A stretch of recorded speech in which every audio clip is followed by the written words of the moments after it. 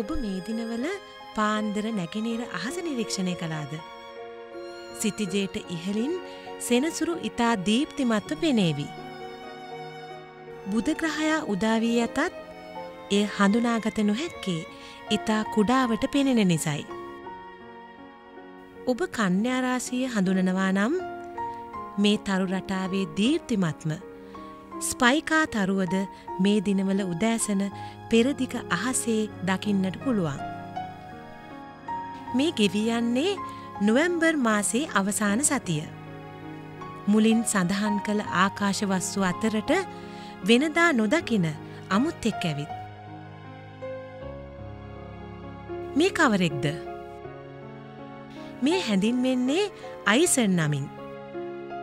එය අයිසන් ධූමකේතුවයි. ධූමකේතුවක් වල්ගා තරුවක් ලෙසද හැඳින්වෙනවා. මන්ද තරුවක් වැනි හිසකුත් වල්ගයක් වැනි විසිරුණු ආලෝක ධාරාවක්ද සහිත නිසා. කොහොමද මේ වල්ගා තරුවට අයිසන් යන නම ලැබුණේ? මෙය මුලින්ම සොයාගත් ආයතනයේ නමෙහි මුල් අකුරු යොදාගෙනයි තියෙන්නේ. එය රුසියාවේ පිහිටි ආකාශ වස්තු පර්යේෂණ ආයතනයක්. එය සොයාගනු ලැබුවේ 2012 වර්ෂයේ සැප්තැම්බර් 24 වෙනිදා.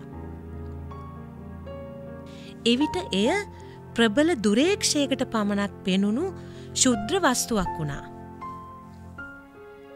ඊට හරියටම වසරකුත් මාසයක් ගතවන විට අපේ පියවි ඇසට පෙනෙන ආලෝක ලපයක් බවට පත්වෙලා.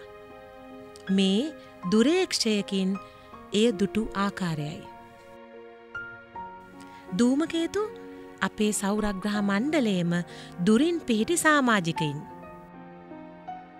ඔවුන් ඈත අභ්‍යවකාශයේ සිට පැමිණ අපට හැඩරුව පෙන්වමින් සූර්යා වටා ගොස් නැවත අභ්‍යවකාශයටම වැදී නොපෙනී යනවා. ඉලිප්සාකාර පතවල ගමන් ගන්නා ධූමකේතු ඒවා විනාශ වී යනතෙක් සූර්යා වටා පරිභ්‍රමණය වෙනවා. කාලාවර්තයේ අවුරුදු 200කට වඩා අඩු නම් ඒවා ආවර්තී ධූමකේතු ගණයට අයත් වෙනවා. කාලාවර්තයේ අවුරුදු 75ක් පමණ වන සුප්‍රසිද්ධ හේලී ධූමකේතුව එවැන්නක්. එය අවසන් වරට දකින්නට ලැබුණේ 1986 වර්ෂයේදී. ඉතා දිඟු කාලාවර්තයක් ඇති ඒවා ආවර්තී නොවන ධූමකේතු ගණයට වැටෙනවා. ඒවායේ කක්ෂය දිඟු ඉලිප්සයක් විය හැකියි. සමහර විට බහුවලයක ආකාර විය හැකියි. නැතහොත් පරාවලයක් විය හැකියි. මේ දෙවර්ගයම නැවත පැමිණෙන්නේ නැහැ. දැන් අප හමුවේ දිස්වන අයිසන්ගේ පතයද පරාවලයක්. මෙය සූර්යා වටා ධූමකේතුවක කක්ෂයක්. එය සූර්යාගෙන් ඉතා දුරින් තිබෙන විට වායු වර්ග මිදී අයිස් සමග ඝන වී පාෂාණ හා එක්ව බැඳුණු වස්තුවක් පමණයි. එහි පළල කිලෝමීටර කීපයක් හෝ කිලෝමීටර 10 ඒවා කීපයක් විය හැකියි. මෙහි අංක 1න් දැක්වෙන තරම් ඈතකදී ඝනව පැවති වායු සහ අයිස් සූර්යතාපය නිසා වාෂ්ප වීම පටන් ගැනෙනවා. සූර්යාගේ සිට නක්ෂත්‍ර ඒකක 5ක් දුරකදී ඝන පාෂාණ මත වායු පොදි ගැහෙනවා. මේ ධූමකේතුවේ හිස නම් වෙනවා. එහි මැද ඝන කොටස න්‍යෂ්ටිය ලෙසත් ඒ වටා රැස් වූ වායු ස්කන්ධය කෝමාව ලෙසත් හැඳින්වෙනවා. දීප්තිමත් වන කෝමාව දුරදක්නයකින් දැකිය හැකියි. පතේ අංක 3න් දැක්වෙන ප්‍රදේශයේදී එනම් නක්ෂත්‍ර ඒකක 1ක් තරම් දුරකදී වලිගයේ කොටස නිර්මාණය වීමට පටන් ගන්නවා.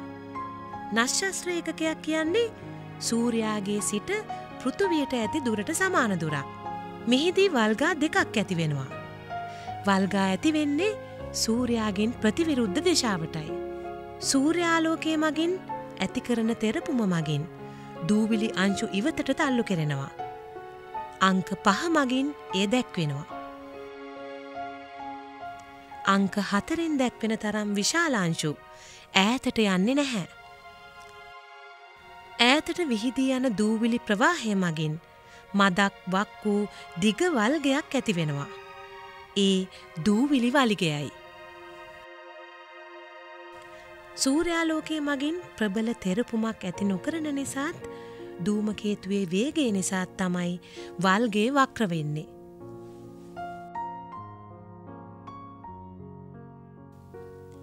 ඉතා සියුම් දූවිලි අංශු මගින් සූර්යාලෝකයේ පරාවර්තනය වන නිසා මේ වල්ගය දීප්තිමත්ව පේනවා. සූර්යාගෙන් නිකුත්වන අති ප්‍රබල පාරජම්බූල විකිරණය මගින් කෝමාවේ ඇති වායු වර්ග අයනීකරණය වෙනවා. සූර්යාගෙන් නිකුත්වන ආරෝපිත අංශු ප්‍රවාහය මගින් තෙරපනු ලබන කෝමාවේ වායු අයන ඈතට තල්ලු වී දෙවන වල්ගේ සෑදෙනවා. මෙම වලිගය අයන වලිගය හෝ වායු වලිගය නමින් හැඳින්වෙනවා. ඒ ඍජුයි, වඩා දිඟුයි. වායු අයන දිලිසීම මගින් ඒවාට ආවේනික වර්ණ වලිගයට ලබා දෙනවා. වලිගය ඇතිවන්නේ සූර්යාට ප්‍රතිවිරුද්ධ දිශාවටයි. අංක 7න් එය දැක්වෙනවා. සූර්යාට සමීප වන විට සූර්ය ප්‍රවාහ මගින් ඇතිවන තෙරපුම හා විකර්ෂණයේ වැඩිවීම හේතුවෙන් වල්ගා කිලෝමීටර මිලියන ගණනකින් ඈතට විහිදෙනවා. එය හිරුට ආසන්න අඳුරු අහසේ චමත්කාර ජනක දසුන් මවන්නේ මේ අවධියේදීමයි. ආවර්තී ධූමකේතු සූර්යාට සමීප වන සෑම වාරයකදීම තම ස්කන්ධයෙන් කොටසක් අහිමි කරගන්නවා. ඒ සූර්ය ප්‍රවාහ මගින් වලිග කොටස් අවකාශයට තල්ලු කර හැරීම මගින්. පසුගිය සියවසේදී දෙවාරයේම පෑයූ හේලී ධූමකේතුව ඒ දෙවාරයේදීම දුටු අය අප අතර සිටියා.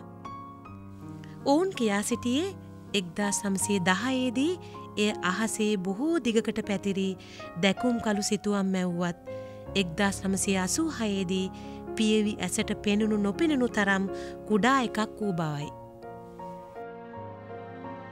පසුගිය දිනවලදී අයිසන් පිළිබඳව අපි බලාපොරොත්තු පරිදි දසුන් පියවි ඇසින් දක්නට ලැබුණේ නැහැ. ඒත් විවිධ ආයතන පුද්ගලයන් ලබාගත් දුරේක්ෂ ඡායාරූපවල එය මෙසේ දිස්වෙනවා. අයිසන් ධූමකේතුව සූර්යාට ඉතාම සමීප වන දිනය එනම් උපහේලිකය නොවැම්බර් 28 වෙනිදායි. ඊට ආසන්නවත්ම පාන්දර අහසේ සිතිජයට ලං වී හිරුට මදක් උතුරු දිශාවෙන් මෙය පෙනේවි. එවිට එය ඉතා දීප්තිමත් වනු ඇතැයි අනුමාන කෙරෙනවා. සූර්ය සමීපකයේදී එය පිහිටන්නේ බුධ ග්‍රහයාගේ කක්ෂයට වඩා හිරුට ඉතා සමීපයෙන්. එවිට එයට මුහුණ දීමට සිදුවන උෂ්ණත්වය සෙල්සියස් අංශක 2700ක් පමණ වෙනවා. ඒ උෂ්ණත්වයේදී යකඩ පවා උණු වී යනවා. මේ අවස්ථාවට මුහුණ දීමට අයිසන්ට හැකි වේවිද? මෙය එහි අවසානයේ වේවිද? සමහර විටක එය එසේ විය හැකියි. මෙම අධිකතර සූර්යතාපයටත් සූර්ය ගුරුත්ව බලයටත් උරුත්තු දීමට එයට හැකි වුවහොත් ඉන්පසු හිමිදිරි අහසේ අලංකාර දීප්තිමත්ව විශාලව පෙනෙන ආකාශ වස්තුව අයිසන් වනු ඇති.